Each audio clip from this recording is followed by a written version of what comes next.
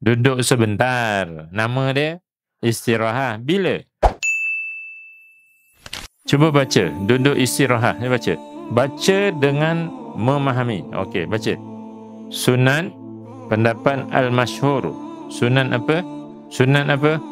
Duduk sebentar. Nama dia istirahat. Bila? Ini satu-satu tu. Petition kan. Selepas sujud kedua. Lagi? Itu kena sambung. Itu kena sambung. Pada setiap rakaat ke rakaat berikutnya. Okey, pegang tuan-tuan. Ada 2 poin penting kat situ ya. Ini ahli fiqh macam ni cara berfikir. Ada 2 poin penting. Satu, lepas sujud kedua. Yang kedua, bangun ke rakaat berikutnya. So 2. Disunatkan duduk sekejap. Pegang 2 ni ya. Lepas sujud kedua, bangun ke rakaat berikut. Okay, sekarang ni kita ambil soalan tadi. Sujud sajadah. Sujud sajadah berapa kali? Sekali je.